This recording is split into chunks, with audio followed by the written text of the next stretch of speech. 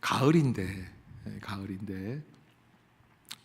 오면서 가을이구나, 찬바람이 이제 불기 시작하겠구나 생각이 들었는데, 이 가을을 어떻게 우리가 맞이하면 좋을까? 문득 안도현 시인의 가을 엽서라고 하는 시가 생각이 났어요. 한 잎, 두 잎, 나뭇잎이 낮은 곳으로 자꾸 내려앉습니다. 세상에 나누어 줄 것이 많다는 듯이 나도 그대에게 무엇을 좀 나누어 주고 싶습니다. 이 시인은 가을이 오면 낙엽이 지잖아요. 근데 그거를 우리는 뭐 이렇게 빼앗기는 것, 뭐 상실, 낙엽, 뭐 그런 거잖아요. 그런데 그렇게 안 봐요. 나무가 세상에게 뭔가 더 나누어 주고 싶다는 거예요. 여름 내내 우리에게 푸른 그른을 주었던 나무지만 가을이 되면 낙엽을 좀 더 나누어 주고 싶다. 내가 가진 게 너무 없다 할지라도 그대여 가을 저녁 한때 낙엽이 지거든 물어보십시오. 뭐라고 묻냐? 나무한테 물어보라는 거예요. 사랑은 왜 낮은 곳에 있는지. 따라해 봅시다. 사랑은 왜 낮은 곳에 있는지. 그러니까 사랑은 왜 낮은 곳에 있는지라는 게, 낙엽이 지면서 어디로 떨어져요? 아래로, 낮은 곳으로 내려오는 거예요. 그러니까 여러분, 시인의 마음은 좀 다르죠? 우리는 낙엽이 지는구나, 낙엽이 지면은 몽땅 다 잃어버리는구나, 옷이 다 벗겨지는구나, 상실감, 이제 늙는구나, 뭐 이런 생각을 들고, 이제 겨울이고 죽을 것 같구나, 뭐 이런 생각을 하는데, 안도현 시인은 그렇게 표현하지 않아요. 뭐라고 표현하냐면 나누어 줌이라는, 새로운 사랑의 회복이에요. 여러분, 제가 이 시를 좋아하는 이유가 여기에 예수님의 마음이 담겨 있어요.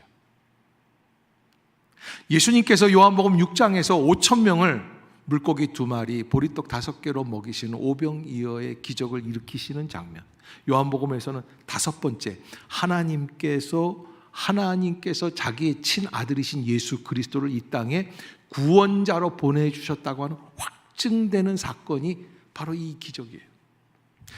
사도 요한은 계속해서 예수 그리스도가 하나님의 아들이심, 따라해 봅시다. 예수님은 하나님이 보내주신 우리의 구원자이십니다.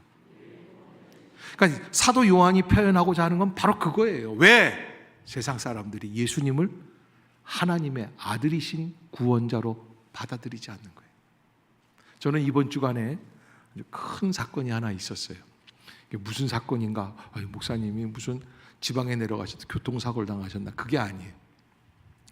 20년 동안 기다리던 일들이 이루어졌어요.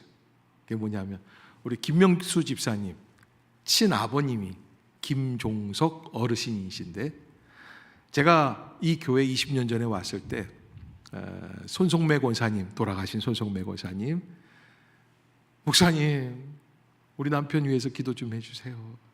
왜요? 믿을 듯 안 믿어요. 세상에 아내한테 헌금 주죠, 아이들한테 헌금 다 주죠, 주일이면 교회 나가라고 다 이렇게 깨워주죠. 본인은 안 나와. 그런데 이분이 20년 동안 그렇게 하셨어요. 사실은 10년 전에 한번 기회가 있을 뻔했어요. 손송매 권사님이 암으로 돌아가시는데, 권사님 병원에서 저한테 그렇게 얘기하시더라고요. 목사님, 내가 우리 집사람 고침받으면 나갈게요. 그런데 하늘나라 가셨으니까 땡이지.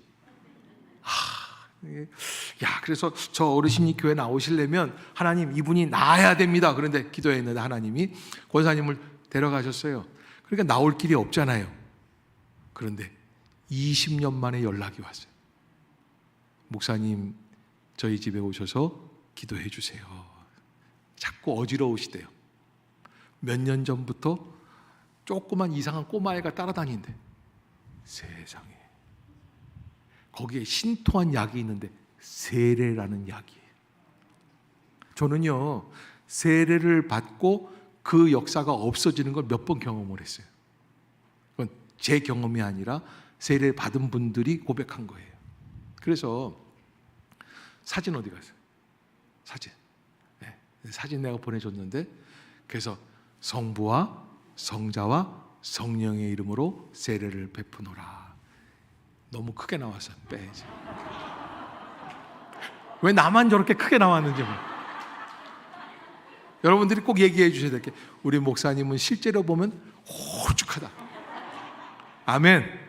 네, 그러냐. 아멘 안 하는 분들이 한 두 분이 계시는데, 네. 저는 그 사건을 경험하면서 손 권사님이 생각이 나요. 아, 천국에서 기도하고 계시는구나. 또 김명수 집사님이 너무 착해요. 김명수 집사님은 법 없이도 사실 분이야. 그런데요, 믿음의 고집이 얼마나 센지 몰라. 이분은 한 번 내가 믿음 안에서 해야지 되겠다, 1년 12달 사시사철 그 자리가 비는 날이 없어요. 한결같아요. 기도했을 거예요. 하나님, 우리 아버님을 구원받게 해 주시옵소서. 온 가족이, 그날 딸들이 다 왔어요. 온 가족이 있는 자리에서 세례를 베풀고, 이분이 제 손을 잡아주시고, 제가 그랬어요. 이제부터는 제가 목사니까, 제가 가면 좀 대문대문 하셨거든요. 아, 이제는 좀 살갑게 대해주세요. 예, 알겠습니다. 세례가 뭔지 제가 말씀드렸어요. 세례라는 것은 호적이 바뀌는 거예요. 주인이 바뀌는 거예요. 세상적인 나의 고집, 나의 생각, 나의 판단, 나의 가치관이 나의 주인이었는데, 예수 그리스도를 영접하면서 세례를 받으면 나의 주인이 예수 그리스도. 아멘. 아멘. 바뀌는 거예요. 저는 이번 주에 하나님은 살아 계시는구나. 집에 가면 그런 남편들 다 있죠? 네, 제 얘기를 꼭 전달해 주시고 좋은 말로 할 때 나오라고. 당신, 제가 그 생각이 들었어요. 20년 전에 이분이 믿었더라면 20년 동안 권사님이 천국에 가서도 근심하지 않고 걱정하지 않고 온 가족이 기뻐하면서 얼마나 즐겁게 신앙생활을 했을까요? 남자들이 고집이 있어가지고. 그런 고집은 똥고집이에요. 따라해 봅시다. 좋은 말로 할 때 세례 받읍시다. 아멘. 네. 여러분, 이상하게 우리는 그래요. 은혜가 되려면 마음이 열리겠지. 그런데 마음은 누가 열어요? 내가 열어야 돼. 요한계시록 3장 20절에 그러므로 내가 두드리노니 문을 열고 나를 맞이하면 내가 들어가 그에게로 들어가 그로 더불어 먹고 그는 나로 더불어 먹으리로다. 근데 그 그림을 그리는 화가가 그 그림을 장면을, 예수님이 이렇게 문을 두드리는 장면, 근데 밖에는 문고리가 있다 없다? 없어요. 왜? 그 문은 어디서만 열게 돼 있어요? 안에서. 그래서 저는 오늘 이 말씀을 들으면서 혹시 마음에 저 말씀은 나에게 주시는 말씀 아닐까? 나도 나이 들어서 80세가 넘어서 우리 김종석 어르신이 85세시거든요. 올해 어지럽다고 그리고 좀 동자 같은 게 쫓아다닌다고 그리고 이러지 말고 지금 구원받고 지금 마음문 열고 지금 세례받고 지금부터 천국생활, 아멘, 그런 은혜가 임할 수 있기를 주의 이름으로 축복합니다. 예, 옆에 사람 쳐다보고 안 받으면 네 손해입니다. 예수님이, 많은 무리들이 예수님을 쫓아오는 것을 보게 돼요.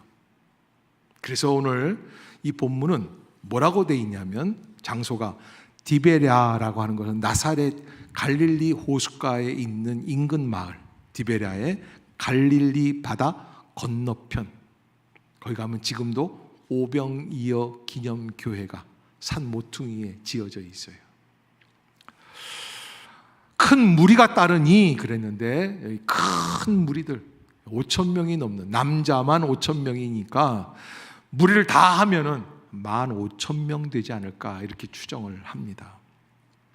이는 병자들에게 행하시는 표적을 보았음이로라 라고 했는데, 이것은 무엇이냐면 이 15,000명의 이 불쌍한 군중들은 예수를 하나님의 아들로, 구원자로 받아들이려고 하는 마음이 있기 때문에.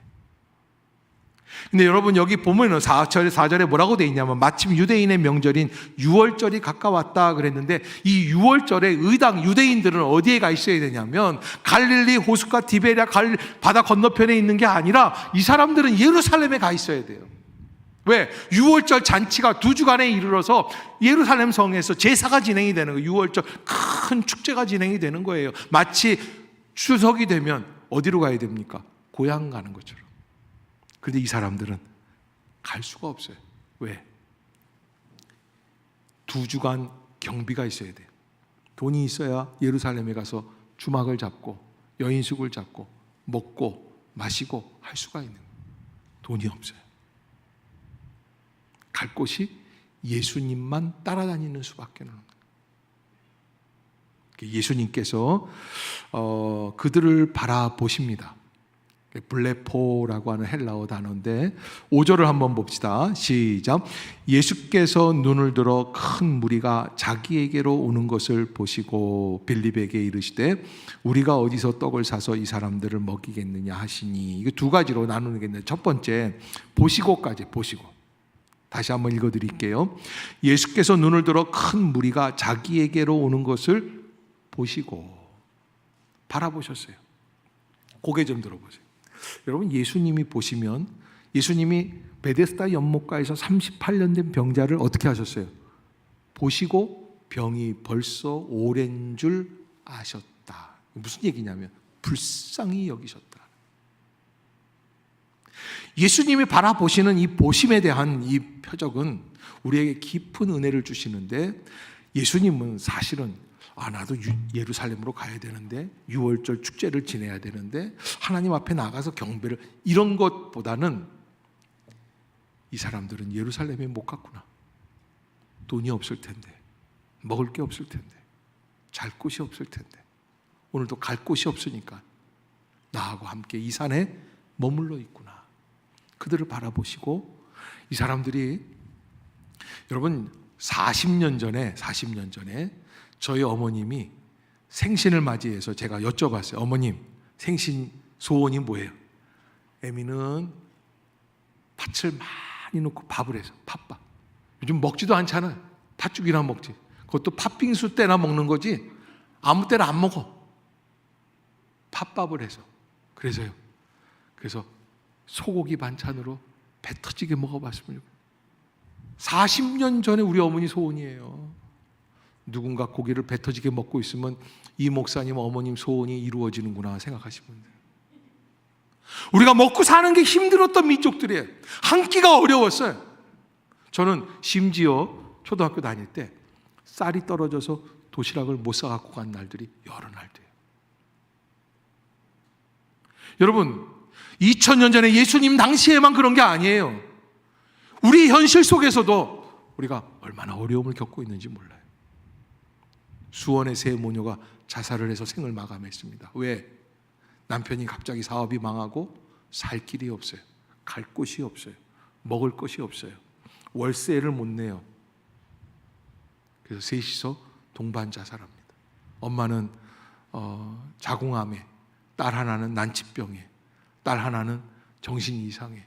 더 이상 우리는 살 곳이 없구나. 어려운 사람들이 옆에 있을 때 우리가 예수 그리스도의 눈으로 바라볼 수 있어야 된다. 아멘. 아멘. 그게 우리의 사명이에요. 왜? 예수님이 그렇게 보셨기 때문에. 큰 무리가 자기에게로 오는 것을 보시고, 여러분 보시면, 현실을 보면, 어려운 사람이 있으면 우리가 반응을 해야지 되겠죠. 빌립에게 이르시되 우리가 어디서 떡을 사서 이 사람들을 먹이겠느냐. 여러분, 예수님이 이렇게 말씀을 하셨다고 예수님이 어디서 떡을 사오라는 거구나 라고 말씀을 생각하면 안 돼요. 이렇게 생각하는 사람들이 있어요. 빌립이에요. 빌립이 뭐라고 그럽니까? 7절에 보면 대답하되 각 사람으로 조금씩 받게 할지라도 200데나리온의 떡이 부족하리이다. 여러분 200데나리온이라면 지금으로 생각하면 약 한 4, 5천만 원 정도 됩니다. 예수님이 계산할 줄 몰라서 떡 얼마나 들까 얘기를 하신 게 아니에요. 뭐예요? 예수님의 마음은 먹이고 싶은 거예요. 그때요, 이 구절에 없는 제 해석 하나가 있어요. 이런 마음이 들잖아요. 그러면 성경 안에 비슷한 장면이 있어요. 예수님 때로부터 딱 2000년 전에 이스라엘이 430년 종살이 하던 애굽에서부터 탈출해서 광야에 머무르는, 모세가 이 백성들을 이끌고 광야로 나와가지고 그 광야 안에 들어가는데 먹을 게 없는 거예요. 하나님께 기도합니다. 주여, 이 백성을 무엇으로 먹일 수 있겠습니까? 애굽에서 갖고 나온 양식들이 다 떨어졌나이다. 그때 하나님께서 뭐라고 그러십니까? 내가 하늘을 열어 너희들을 먹여주마. 내일 아침에 이런 시간에 하늘에서부터 비같이 내리는 양식, 그게 뭐예요? 만나예요. 예수님께서 이 어려운 사건, 굶주림의 사건, 불가능한 사건 현장에서 무엇으로 돌아가시냐면 말씀으로 돌아가시는 거예요. 뭐? 광야에서 식탁을 베푸시는 하나님, 광야에서 약속의 백성을 먹이시는 하나님, 광야에서 40년을 책임지시는 하나님, 그 하나님이 우리의 하나님, 나의 하나님이신 줄로 믿습니다. 여러분, 항상 어려움이 있을 때마다 우리가 인간적으로 빌립처럼 계산하지 마세요. 우리나라도 경부고속도로 내자, 포항제철 세우자, 그때마다 포항제철 세울 때 그 사람들이 그랬다는 거예요. 옆에 있는 사람들이, 어느 학자들이 그랬다는 거예요. 내가 이게 성공하면 손에 장을 쥐신다. 그러면서 할 말이 이런 말을 했다는 거예요. 세계적으로 철 생산량이 너무너무 많이 지금 과잉 생산입니다. 60년대 한 얘기예요. 과잉 생산이라는. 그러니 우리나라까지 이렇게 어려운 빈부한 나라인데 이 나라에서 철을 생산하는 포항제철소를 만들 게 뭐가 있습니까? 지금 모자라요. 수입을 해요. 40년 뒤에는 모자라요. 현실만 바라보는 거예요. 빌립이 얘기하는 거예요. 각 사람에게 조금씩 줘도 얼마? 4천만 원 이상이 필요해요. 여러분, 하나님의 은혜가 필요한 시간에 계산을 하는 사람들은 어리석은 사람들이에요. 하나님의 은혜의 역사, 하늘의 역사, 하나님께서 주시는 비전의 역사, 예수님은 광야에서 60만 명을 먹이시는 하나님의 역사의 비전 앞에 사로잡히시게 돼요. 주님은 이 사람들을 굶겨서 보내시는 분이 아니야. 아멘. 아멘. 여러분, 예수님이 하나님께 도전하는 거예요. 하나님, 당신은 굶기시는 분이 아니시지 않습니까? 하나님, 당신은 굶겨 죽게 하시는 분이 아니시지 않습니까? 하나님, 당신은 광야에서 이 백성들이 그냥 흩어지게 하시는 분들이 아니지 않습니까? 하나님의 능력을 허락해 주시옵소서. 그래서 여러분, 우리가 어려움을 당할 때는 어디로 돌아가자? 하나님의 사건이 기록되어 있는 말씀으로 돌아가는 거예요. 그래서 그걸 현장화라고 그래요. 말씀의 사건이 성경에만 머물러 있는 게 아니라 어떻게 해야 돼? 내 삶에 들어오는 거예요. 그러니까 여러분, 우리가 이 사건을 읽을 때마다 예수님은 2000년 전에 모세가 자기로부터 이루어졌던 그 백성들을 먹이시는 장면을 상상하면서 비전을 바라보면서 믿음으로 고백하고 선포하고 이루시는 역사가 있는 것처럼 우리도 똑같이 이때로부터 2000년이 지난 오늘 우리 현장에서 어려움이 있을 때마다 주님은 광야에서 백성을 몇 년간? 40년간 먹이신 분입니다. 한 끼도 거르지 않으시고. 아멘. 그 은혜를 바라보고 경제가 어렵다, 물가가 올라간다, 기름값이 올라간다, 세금이 올라간다, 많이들 그러지만 우리는 은혜 안에 사로잡혀 있는 백성들. 아멘. 아멘. 따라해 봅시다. 우리는 은혜의 은행에 예금되어 있습니다. 얼마나? 마음껏. 아멘. 아멘. 이렇게 얘기를 하면은 아유, 목사님이니까 저런 얘기를 저런 식으로 하는 거예요. 있기는 개뿔 아무것도 없는데. 그러면 빌립이 되는 거예요. 근데 여러분, 이게 놀라운 역사의 반전이 일어나는데 예수님이 이렇게 제안을 하시고 이런 현장이 일어났잖아요. 그런데 거기에서 빌립이 뭐라 그러냐면, 예수님, 아무리 계산해도 4천만 원 나와야 되는데 갑자기 어디 4천만 원이 어디 있고 우리가, 그리고 지금 이거 4천만 원짜리 빵 살 데도 없어요. 그런데요, 가능한 일들이 이루어졌어요, 안 이루어졌어요? 이루어졌어요. 어떻게? 여러분 8절을 한번 봅시다. 8절 시작. 제자 중 하나 곧 시몬 베드로의 형제 안드레가 예수께 여짜오되. 나는 그 안씨가 좋아. 네, 안씨가 좋아요. 안씨들에게 축복이 있을지어다. 왜? 이 베드로가 그 형제를 잘 뒀어요. 긍정의 사람이에요. 이게 뭐라고 그러냐면, 긍정도 말이 되는 긍정이 아니야. 어이없는 긍정이에요. 왜? 지금 안드레 손에는 어떤 도시락을 갖고 왔어요? 4,000명분, 5,000명분이 아니에요. 100명분도 아니에요. 애기 하나의 작은 아이. 여기 보면은 뭐라고 되어 있냐면 9절에 안드레가 갖고 오면서 여기 한 아이가 있어. 따라해 봅시다. 여기 한 아이가 있어. 복음은 어디서부터 시작해요? 작은 데서부터, 점 하나에서부터 시작해요. 말씀 한마디에서부터 시작해요. 작은 믿음에서부터 시작해요. 물맷돌 5개, 돌 하나에서부터 이스라엘을, 제국을 세워나가는 놀라운 다윗의 반전의 역사가 시작이 되는 줄로 믿습니다. 나는 아무것도 아니라고 생각하는, 작은 사람이라고 생각하는 그런 분이 계시다면 여기 한 아이가 있어 라는 단어에 집중할 수 있기를 바라요. 10번을 읽고 20번을 읽고 100번을 읽고 1000번을 읽고 한 아이가 5,000명을 먹인 한 아이에게서 말씀 한마디가 우리의 인생을 결정하는 한 아이가 여기 있어. 여기에 한 아이가 있어. 하나님의 소망이 요만큼만 있으면, 믿음의 사람 한 사람만 있으면 그 가문이 구원받게 되는 줄로 믿습니다. 한 사람만 헌신하기 시작하면, 한 사람만 결단하기 시작하면, 한 사람만 믿음의 비전을 바라보기 시작하면, 은혜 안에 사로잡히기 시작을 하면 아무것도 아니. 예수님이 보리떡 5개, 물고기 2마리를 손에 잡으세요. 이거 무슨 애들 장난도 아니, 물고기 2마리, 보리떡 5개, 이걸 갖고 뭘 하겠어요? 예수님이 뭐라고 말씀을 하시냐면, 이 사람들로 앉게 하라. 이 사람들로 앉게 하라. 어떻게? 말씀의 은혜가 있으면 믿고 순종하고 실행하라는 거예요. 아멘. 아멘. 이 사람들로 앉게 하라. 사람들의 수가 5,000명쯤 되더라. 가장 기가 막힌 장면 11절에 예수께서 떡을 가져 축사하신 후에 축복하셨다. 아이를 축복하셨어요. 앉아있는 사람들을 축복하셨어요. 여러분, 사실은 아이도 무모하고 앉아있는 사람들도 무모합니다. 왜?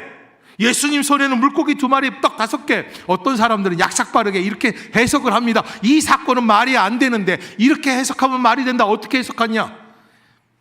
예수님이 드실 게 없는데, 예수님도 드실 게 없잖아요. 한 아이가 도시락을 갖고 왔어요. 예수님, 제 거 드세요. 예수님이, 어이구, 이 물고기 조기가 2마리가 들어있구나. 여기 보리떡 5개가 있구나. 그러니까는 옆에 있던 한 어른이 양심이 찔렸어요. 아유, 제 걸 드세요. 제 걸 드세요. 이렇게 몇 사람이 내기 시작하니까는 5,000명이 다 냈어요. 다 먹으니까 먹고도 12광주리가 남았어. 말이 돼, 안 돼? 따라해 봅시다. 말은 되는데 믿음은 아니다. 왜? 그런 일은 나도 해요. 그런 일은 나도 해요. 나도 할 수 있는 일들은 하나님의 아들이신 예수 그리스도의 표적이 될 수 없어요. 하나님은 광야에서 이스라엘 백성을 40년 동안 먹이신 분이에요. 하나님이 하시는 거예요. 내 입을 넓게 열라. 내가 채우리라. 아멘. 아멘. 하나님이 하시는 거예요. 하나님이 하시는 건 구별돼요. 달라요. 우리 생각과는 달라요. 그렇다고 목사님 은혜 받았습니다. 오늘부터 제가 국산차를 그랜저를 타고 다녔는데 이제부터는 외제차 BMW. 미국에 어느 목사님이 그러시더래요. 미국 갔더니 목사님 BMW 타고 다니는 여자 성도들을 조심하세요. 그래서 BMW를 타고 다니는 여자들이 부자들이 안 되는구나 그래요. 그게 아니에요. BMW 빅 마우스 우먼. 말이 많은 사람들 조심하라. BMW 또 아우디 이런 거. 네, 주님의 역사는 그런 게 아니야. 그렇게 바라는 게 아니에요. 인간의 정욕을 채우기 위한 바람이 기예요, 아니에요? 그거 아니에요. 갈 데 없는, 먹을 데 없는 불쌍한 민중들, 먹어야 할 것들을 먹어야 하는 사람, 그들은 집에 가면 끼니가 해결되지 않는 사람들, 그들을 먹이시고 입히시는 주님의 은혜, 거기에 하나님의 역사가 담겨 있어요. 주님이 앉아있는 자들에게 나눠주기 시작을 하십니다. 보리떡 하나씩 나눕니다. 보리떡이 몇 개예요? 5개. 5개, 5명 주면 끝나야 되잖아요. 그런데 기적이 일어나요. 나눠주기 시작을 하는데 끊임없이 나오는 거예요. 저는 여러분들의 삶에 끊임없이 채워주시는 주의 은혜가 가득할 수 있기를 주의 이름으로 축복합니다. 끊임없이. 이게 마지막이구나. 이게 마지막이구나. 사람들은 앉아있으면서 예수님이 잡고 계신 도시락에서 나오는 마지막 떡만 바라보고 있어요. 그러나 예수님의 마음은 그렇지가 않아요. 이게 마지막이 아니에요. 이게 시작이에요. 우리는 마지막인 거라고 생각을 해요. 이제 마지막이겠지. 아니야. 주님은 시작이에요. 새롭게 열어가세요. 끊임없이 나. 그래서 여기 오늘 본문에 뭐라고 되어 있냐면 11절에 보면 마지막에 그렇게 그들의 무엇대로 주시니라? 원대로 주시니라. 따라해 봅시다. 그들의 원대로 주시니라. 그러니까 먹었는데 얼마나 먹은 거예요? 배 터지게. 제가 이 구절을 너무 좋아해요. 하나님은 주시면 어떻게 주신다? 원대로. 먹어. 외갓집에 가가지고 외할머니가 옥수수 이만큼, 감자 이만큼 사는, 실컷 먹어라. 그러면 그냥 감자를 어떻게 먹냐면 먹다 소금에 찍어 먹고 설탕에 찍어 먹고 눌러서 또 눌러가지고 먹고 튀겨 먹고. 먹는 거에 대해서는 제 앞에서 얘기하지 마세요. 원대로 주시니라. 여러분, 막혀 있다고 생각을 했습니까? 부정적이라고 생각을 했습니까? 안 된다고 생각을 했습니까? 그런데 그 안 되던 자리에 놀라운 반전이 담겨 있어요. 1950년대 6.25 전쟁 이후에 부산에 유엔 묘지를 만들어 놓고 미국의 아이젠하워 대통령이 시찰을 나왔어요. 연합군 사령관이 대통령이 오는데 이 땅을 겨울이지만 12월 달에 왔대요. 하필이면. 근데 이 척박한 땅에 푸른 잔디가 좀 있었으면 좋겠다. 한국의 건설사에다가 의뢰를 하는 거예요. 여기 잔디를 심어줄 회사가 있습니까? 다 안 된다고 하는 거예요. 왜? 겨울이니까. 잔디가 어디 있어? 그리고 얘기하는데 잔디를 구해서 심어도 그냥 죽습니다. 안 된다는 거예요. 따라해 봅시다. 안 된다고 생각하면 다 안 된다. 여러분, 안 된다고 생각하면 다 안 돼요. 근데 딱 한 사람, 고 정주영 회장, 현대 토건의 정주영 회장이 그때 당시 내가 해보겠다. 이거 강원도 사람이에요. 가운데 보리가 많잖아요. 이 사람 생각에 보리는 겨울에도 푸르러 보리싹을 가져다가 보리싹을 밭에서 싹 가져다가 유엔 묘지에다 다 깔아놓은 거예요. 갑자기 어떻게 됐어요? 파란 잔디밭이 됐어요. 그때부터 미군 사업을 정주영 회장한테 다 줬다는 거예요. 여러분, 누가 아느냐면 된다고 생각하는 사람. 그래서 정주영 회장이 그런 말을 했다는 거예요. 해봤어? 이렇게 이렇게 업무를 주잖아요. 그러면 회사원들이 그런다는 거. 어우, 사장님 이건 힘이 듭니다. 어렵습니다. 사막에 가서 어떻게 사람들한테 이런 걸 팔겠습니까? 에스키모한테 냉장고 파는 거랑 똑같은 거지. 굉장히 웃긴 얘기인데, 웃을 줄을 몰라. 에스키모한테 냉장고를 어떻게 팔아? 근데 여러분, 우리나라 LG 냉장고가 제일 많이 들어간 게 알래스카하고 모스크바예요. 기가 막힌 얘기 아니에요? 여러분, 감동할 줄은 몰라요. 그래서 현대의 정주영 회장이 항상 하는 얘기가 그 얘기예요. 이봐, 해봤어? 따라해 봅시다. 이봐, 해봤어? 나한테 그러지 마세요. 나는 해보려고 해요. 옆에 사람한테 이봐, 해봤어? 아멘? 뭐든지 해보는 거예요. 백종원 씨 요즘 TV에 나와서 난리잖아요. 음식왕, 식당왕 그러잖아요. 대통령이에요, 대통령. 음식통령이라고 그러더라고요. 지금 그분이 갖고 있는 프랜차이즈만 20개가 넘는다는 거예요. 식당이 20개가 아니라 수천 개의 프랜차이즈를 갖고 있는 프랜차이즈만 20개가 넘는 상표만. 뭔 얘기를 해도 못 알아듣는 것 같아서 걱정해요. 90년대 말 IMF가 터졌는데 망했어요. 17억의 부도가 났어요. 그런데 이 사람이 참 재미있죠? 야, 나 이거 죽을 길밖에 없어. 자살을 해야 되겠는데 한국에선 죽기 싫다. 홍콩 가서 배 터지게 먹고 죽었으면 좋겠어. 그러니까 죽을 땐 죽더라도 먹은 귀신이 때깔도 좋다고 그러잖아요. 그 홍콩을 갔어요. 홍콩을 갔는데 참 이상하죠? 어느 맛있는 식당에 가서 먹고 이 옥상에 올라가서 죽어야겠구나 하고 올라가는데 옥상 문이 잠겼어. 그런데 세상에 가는 식당마다 다 옥상 문이 다 잠겨 있더라는 거야. 그러니까 못 죽었어. 이 사람 왜 못 죽은 거야? 옥상 문이 잠겨서 못 죽은 거야. 홍콩에 가서 떨어져 죽을 사람은 생각을 하지 말아야 돼. 옥상 문을 다 잠가놨어요. 그래서 옥상 문이 잠겨. 그래서 이 사람이요, 가만히 생각해 보니까 내가 왜 아직까지 살아있지? 홍콩의 음식점들이 너무 맛있는 게 많은 거예요. 생각을 바꿨어요. 어떻게? 야, 나 이거 가지고 가서 이 식당 한번 해보자. 와가지고 17억 빚쟁이들을 다 모았어요. 나를 믿고 한 번만 더 기다려주세요. 내가 한번 해보겠습니다. 그리고 다시 시작하는 거예요. 안도연이라고 하는 시인, 제가 앞에서 읽어드렸던 그 안도연 가을 엽서라고 하는 안도연 시인이 담쟁이라고 하는 시를 썼어요. 이렇게 얘기를 해요. 안도연, 담쟁이, 저것은 벽을 바라보면서 어쩔 수 없는 벽이라고 우리가 느낄 때, 어쩔 수 없는 벽, 갈 수가 없어요. 도저히 감당이 안 돼요. 그런데 우리는 안 된다고 느끼는데 담쟁이는 말없이 그 벽을 오른다.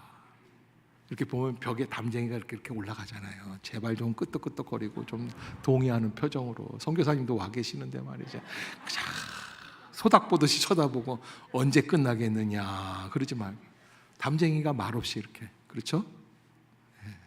세 분은 큰 복을 받기를 바랍니다. 씨앗 한 톨 살아남을 수 없는 저것은 절망의 벽이라고 말할 때 담쟁이는 서두르지 않고 앞을 나간다. 한 뼘이라도 꼭 여럿이 함께 손을 잡고 올라간다. 그러니까 담쟁이가 혼자 올라가는 게 아니야. 같이 올라가는 표현을 이렇게 쓴 거예요. 푸르게 절망을 잡고 놓지 않는다. 담쟁이 잎사귀가, 파란 잎사귀가 올라가는 모습을 보게 되는 거예요. 따라해 봅시다. 푸르게 절망을 잡고 놓지 않는다. 내가 푸르르면 절망하지 않아요. 세상에 그래서 어떤 분이 그래요. 한국에는 절이 안 망한다는 거야. 그래서 무슨 얘기냐 그랬더니 교회에서 절망하지 않게 해주시옵소서. 절망하지 않게 기도를 하기 때문이라는 거야. 근데 내가 이 얘기를 누구한테 했더니 우리 지사는 아이고 말도 안 되는 소리를 그러시더라고요. 참 재밌는 얘기 아니에요? 아무나 해주는 얘기가 아니야. 푸르게 절망을, 우리가 푸르르면, 우리의 심령이 푸르르면, 우리의 믿음이 살아있으면 절망을 뛰어넘을 수 있어요.